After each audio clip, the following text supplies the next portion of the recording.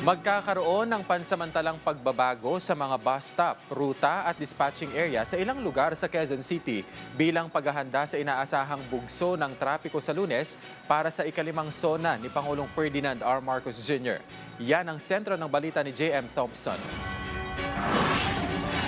Nakahanda na ang mahigit 1,000 personnel ng MMDA para panatilihin ang traffic management sa mga lugar na apektado ng ikalimang State of the Nation Address ni Pangulong Ferdinand R. Marcos Jr. ngayong July 27.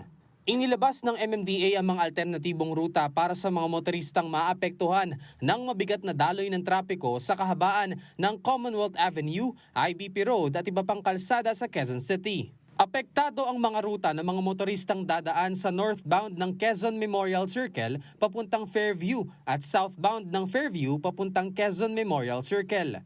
Pinapayuhan din ang mga light vehicles sa trucks na dumaan sa mga alternatibong ruta.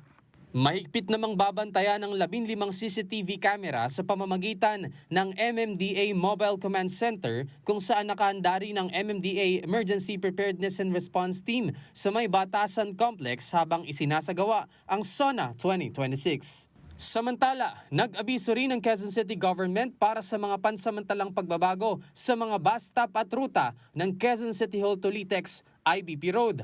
Aalisin muna ang mga sumusunod na bus stop sa northbound sa St. Peter Bus Stop at northbound-southbound sa Maclang General Hospital. Habang bubuksan ang mga temporary bus stop sa northbound Kalayaan Corner Street at Commonwealth Avenue at southbound Riverside at Commonwealth Avenue.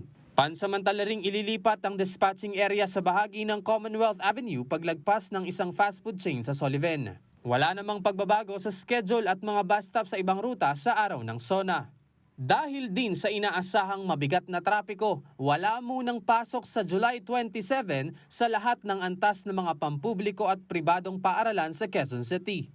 Ipatutupad din ang liquor ban sa buong lungsod simula alas 12 ng madaling araw hanggang alas 6 ng gabi. Ito ay para matiyak ang kapayapaan at seguridad sa lungsod para sa SONA ni Pangulong Ferdinand R. Marcos Jr. J.M. Thompson, para sa Bayan.